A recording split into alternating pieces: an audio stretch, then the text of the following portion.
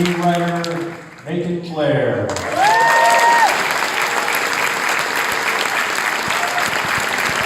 Keough, Julian.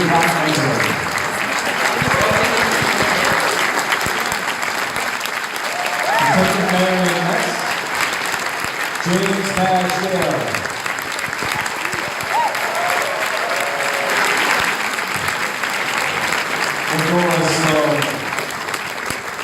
Keough.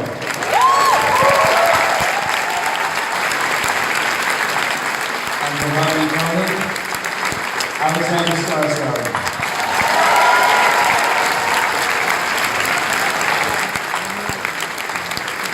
And Russell Ford, played by Wright.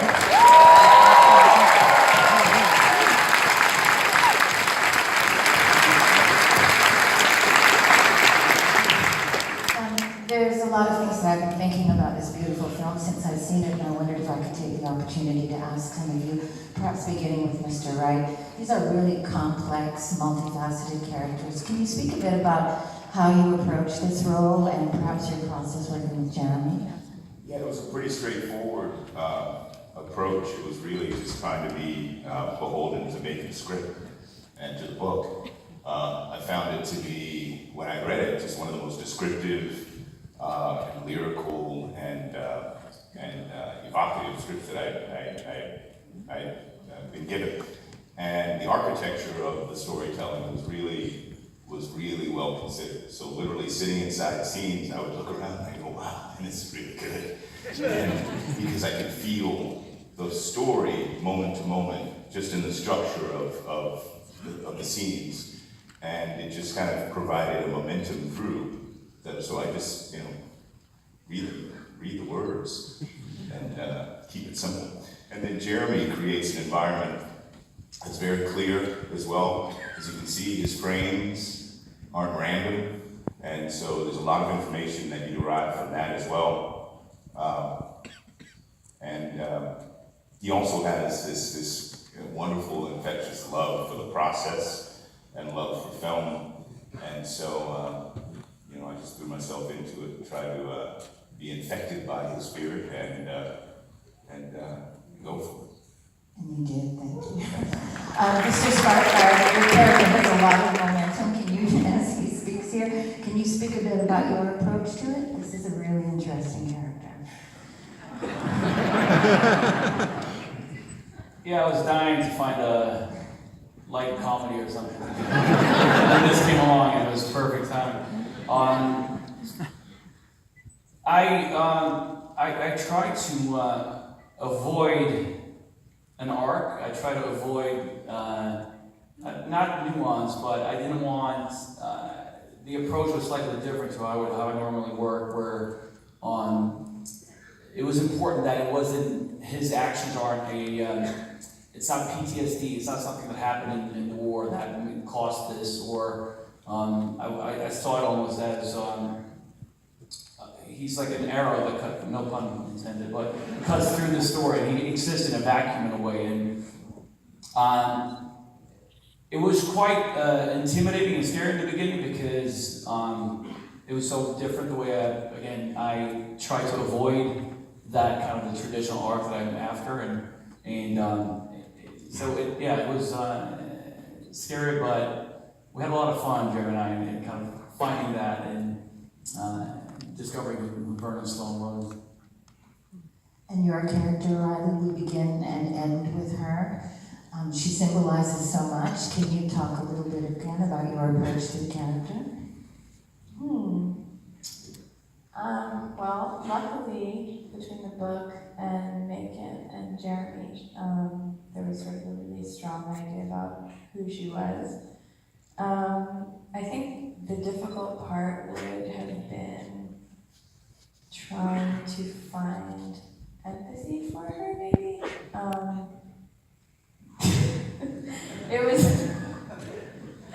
That was challenging. Playing a mother is difficult, and playing a mother going through loss is difficult, and then on top of that, trying to figure out what type of person would kill their child is difficult. So it was more about figuring out who she was inside, and Jeremy and I talked about that a lot, and because at the end of the day you have to love them, which can be difficult sometimes, but yeah, I think it was mostly Jeremy and Macon and I coming up.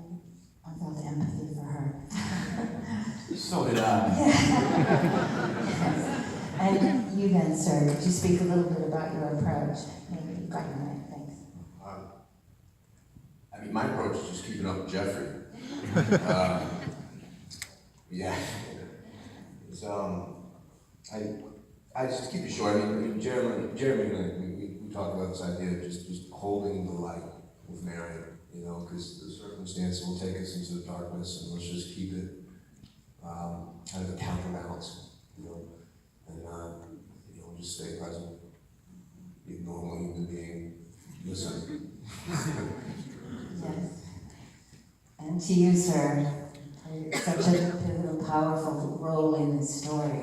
Can you talk about how you perceived your character, approached it? Thanks. To approach it, Macon, thanks to the writing, there was no acting required. My approach to it was, I had to take a step back from it. I mean, especially after reading the script. I read the book, and then I got the script, and I read through it, and there was a lot of things that kind of hit home, I guess, with like the political views, like in Native and non-Native communities. So those were very present for me, and but I didn't want to. I was afraid of making a mistake of making Cheon not what he was up there, but like what there could have been a lot of wrong avenues to go down. So I wanted to give him some vulnerability and to have that connection with Sloan. So it's it's about what's not used and it's all the spaces in between. And basically for me, I'm just happy to be sharing space with these folks over here and these folks. And I'm an actor who just runs on instinct, really. Bless your instincts. I'd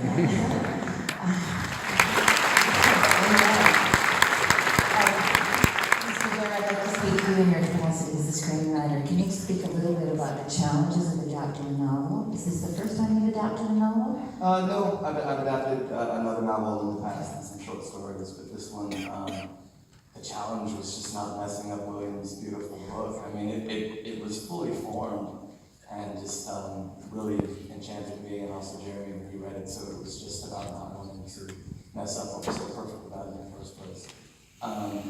The novel is, we were faithful mostly to the events of the novel, but so much of it was internalized, like the novel was taking place inside Cora's head and inside Merlin's head. So it was just figuring out how to sort of externalize those things. But largely we just went in doubt with, looked at the book for guidance. You still did a tremendous job. Congratulations. Thank you. I'd like to open it up for, if I could. The question is for Mr. Blair. When you write, because you've written for that other people have directed, you've directed yourself. When you are going through your process, do you think about that? Who's going to direct it? Yeah, I think if I didn't know who was going to direct it, then I would probably leave things a lot more open to interpretation, so that I'm not sort of giving too much to stepping on somebody's toes and giving them room to take it where they want it. But since I knew that this one was for Jeremy, I specifically tried to we've known each other for very long, so it was about thinking about what he loves about movies and what, I could tell which scenes were going to get cut anyways, because I know what he likes and doesn't like. So I was definitely trying to write to please him, because that was the thing, is when I read the book, I was like, oh shit, Jeremy can make a dynamite movie out of this. And so it was all about trying to tailor it specifically for his ministry.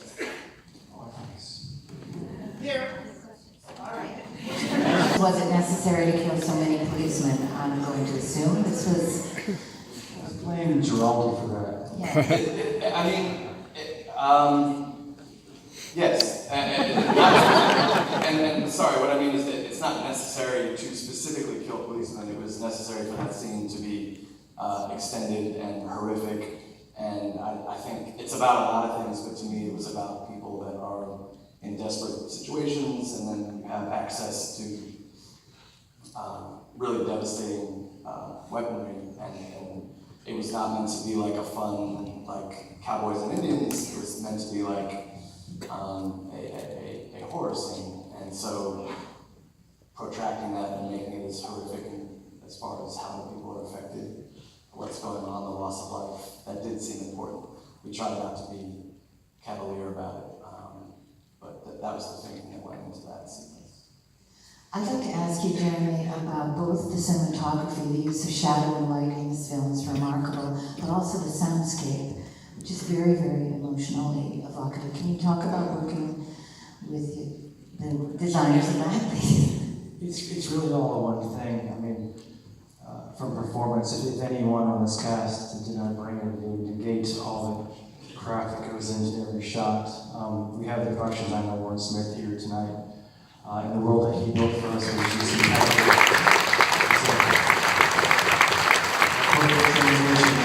the atmosphere that Gerald created in the book and Macon translated, of course. And the cinematography, Magnus, our DP, he was sort of amazing, and also his spirit, that sort of vitality, just being around someone who really loves to make motion pictures with a positive attitude, and just a really elegant aesthetic. And he was suggested to me, actually through Ryan and Manish and the other producers. They've done a film called Neon Pete, played here last year. I'm a former cinematographer, so it's in my blood. And assessing his work, he was an easy choice. It's really the quality of his lighting. I'm definitely a collaborator when it comes to how to place the camera, how to move the camera. And as Jeffrey said, it was very much designed. Some of it was the most designed work I've ever done in my career, in the shootout especially, just because of the logistics, the pyrotechnics. There wasn't a single green screen on this set in the entire film.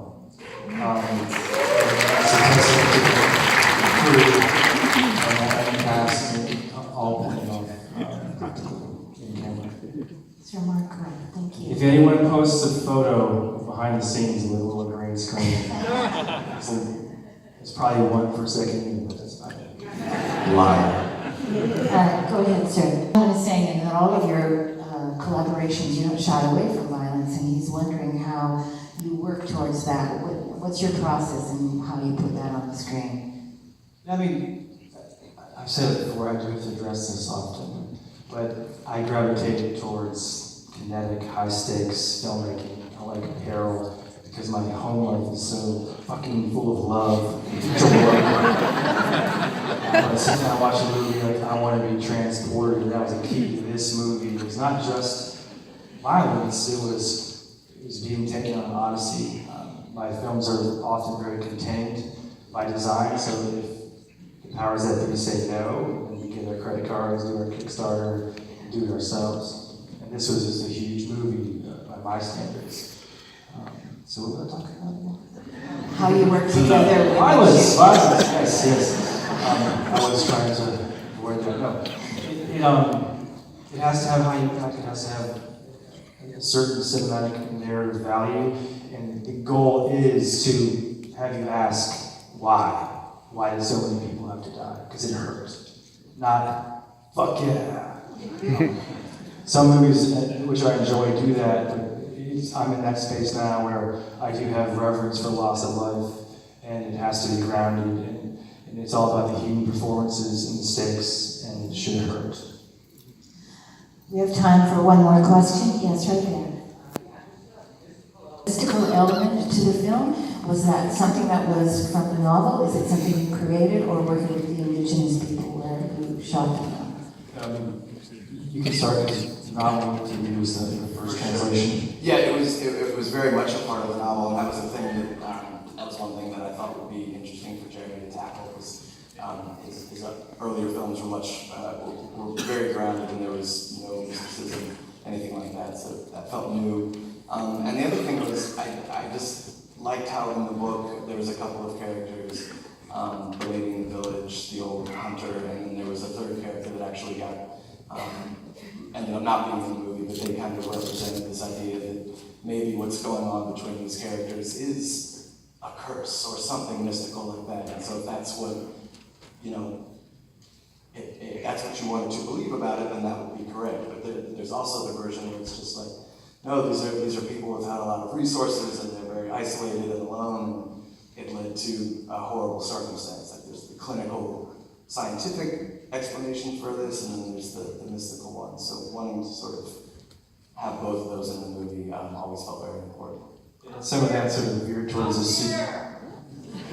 some of that veered towards the supernatural. What's happening? And Macon's right. I do like hyper-terrestrial movies, so like super grounded and realistic.